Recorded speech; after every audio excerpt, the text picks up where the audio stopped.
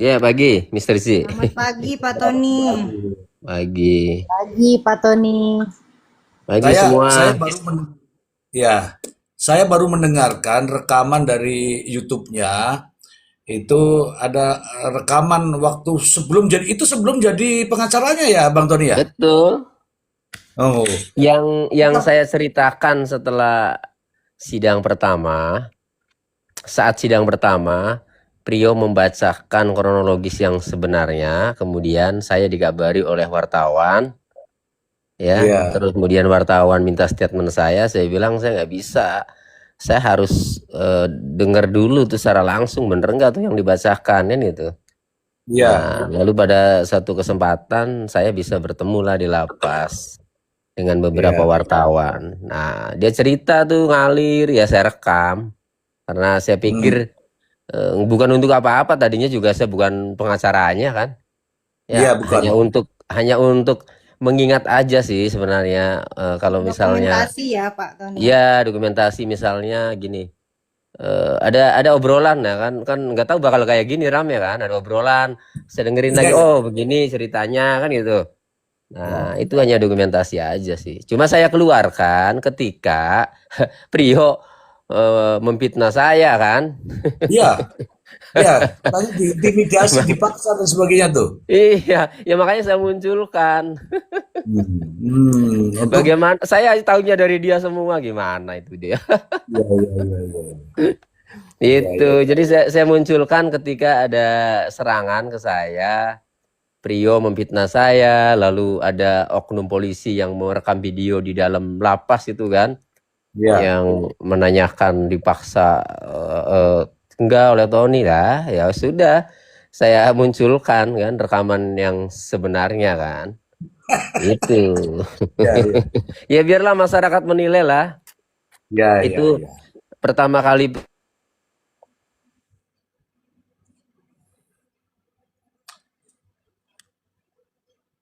Ada suara. Ya, sabar dulu. Pak Tony nggak ada suara, Pak Tony.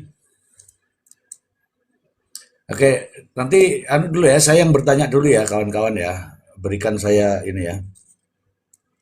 Benar itu bukan mencabut di persidangan tuh, karena begini, Prio Ya, itu baru memberikan keterangan itu ya, ini baru kemarin ya, hmm, yang Ririn sebagai terdakwa dia bersaksi kan, saksi mahkota yang kita tunggu-tunggu ternyata berubah kan, itu baru itu. iya, iya, Sebelumnya saya belum masuk waktu sidang pertama, saya belum jadi kuasanya kan. Dia mau menyampaikan 4 nama pelaku yang sebenarnya itu kan, pengacaranya masih Pak Ruslandi kan. iya, Ya, bukan saya. Nah, jadi baru memberikan keterangan di persidangan itu sebagai saksi yang 18 Mei kemarin langsung merubah. Lalu di mana diajari saya memberikan keterangan palsu, di sidang mana dia orang baru memberikan keterangan langsung merubah? iya, iya, iya, iya, iya. Ya, di mana Masih coba? bisa Dari Pak dulu Tony. kan masih saksi-saksi saksi semuanya kan? Iya, iya. Itu. Oke, oke Bang Tony. Jadi kalimatnya yang bukan mencabut nama-nama pelaku yang sudah ia sebutkan, bukan. Surat perlawanan yang isinya ada pelaku lain ya, yang sebenarnya Ahmad Yani, Hadi, Yoga dan Joko diserahkan dalam surat perlawanan. Kalau dulu namanya eksepsi kan ya. Di KUHP baru itu surat perlawanan. Itu udah diterima hakim, udah menjadi fakta persidangan. Dicabut bagaimana? Enggak. Jadi bukan mencabut nama 4 pelaku. Yang benar adalah saat jadi saksi 18 Mei kemarin untuk Ririn, Prio merubah kan itu.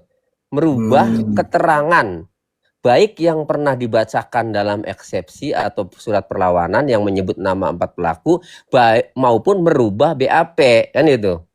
Itu hmm. yang benar. Jadi merubah dia. Jadi 4 nama itu udah masuk ke majelis hakim sebagai fakta Ya, persidangan. sudah diterima ya. Udah diterima, iya. Nggak nggak Iya. nggak ada mencabut surat perlawanan tuh, nggak ada. Rio Hmm. itu kan baru diperiksa sebagai saksi di sidang terdakwa Ririn, kan dia hanya mengatakan berubah kan keterangannya kan itu. Ya. Itu. Oke, Silakan, silakan. oke, Ada oke, yang mau tanya? oke. Oke, Bang Tony, sebelumnya nih bener nih ada di bawah ini bilang nih selamat ulang tahun Bang Tony, bener ulang tahun ya? Iya, terima Alhamdulillah kasih. kita ucapkan Happy birthday Pak Tony. Panjang Barakallah. umur. Sehat Makasih, ya. makasih selalu dan semuanya. semangat terus Pak Tony. Semangat terus. Ya, Oke, sebelumnya jadi ya. tantangannya tuh luar biasa. Jadi saya melihatnya kalau saja waktu itu Prio tidak diambil ya, ya udah terbongkar semua kan? Iya, Ya, oke. ya mungkin karena mau hancur ya terbongkar ya makanya Prio diambil kan. Ya nggak masalah sih, silakan itu kan. Silakan lah sampaikan fakta-fakta yang sebenarnya. Bagi saya sih mau Prio salah, mau Prio merubah, mau Ririn salah, mau Ririn berubah. Tuh yang dihukum juga mereka berdua bukan saya. Betul. Ya Iya. nggak? Ngapain juga saya harus pusing? Terserah mereka bohong yang mereka yang dihukum. Ya, ya, ya. Saya Tapi membela posisi mereka karena mereka bercerita ya, yang sudah terekam itu. Prio sendirilah yang mengatakan pelakunya Amaniani, Hadi, Yoga, Joko. Ririn tidak terlibat, keluar ke Aspeng sama Joko kan gitu.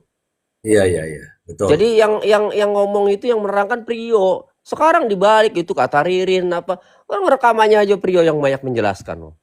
Betul. Untuk pembunuhan kan, untuk Ya. proses atau berlangsungnya pembunuhan. Selamat ulang tahun Pak Tony. Ya, terima kasih. Ulang tahun. Cake-nya Wah, dikirim Pak Wong. Cake-nya dikirim. Keren. semangat. Nah, Oke. Saya yang niup. Saya yang niup. Tiup bang. makasih semuanya, pokoknya makasih semuanya. Nah, Ya, oke. saya tadi dengerin Prof. Emran. Beliau kan udah baca dakwaan. Terus beliau Ya. juga sudah mengamati fakta-fakta yang terungkap di persidangan. Itu betul tadi. Jadi gini, motif yang tertuang di dalam dakwaan ya maupun di BAP ini kan sebenarnya ada dua ya.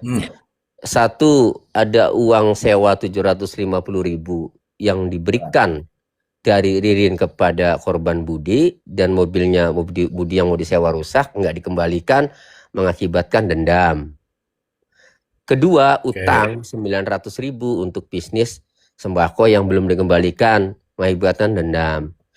Di dalam persidangan ya terungkap dari keterangan saksi Rocky Gumiwang, kakaknya Eis, kakak iparnya Budi, kan gitu. Iya. Kakak kandungnya Eis, kakak iparnya Budi kan.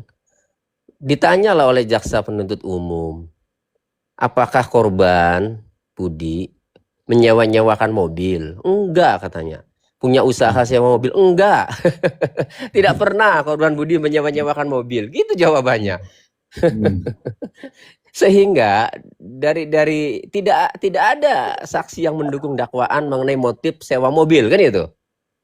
Terbantahkan.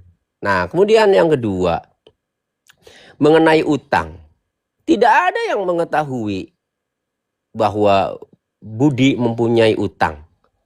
Bahkan saya mendapatkan informasi dari Prio saja untuk kepentingan saya, bukan ke Ririn ya, tapi ke Amaniani kan gitu. Kalau saya kan punya utang enggak, saksi barangkali punya utang ke Amaniani apa, ya nggak tahu juga kan. Nah, sehingga baik motif mengenai sewa mobil 750.000 maupun utang 900.000 yang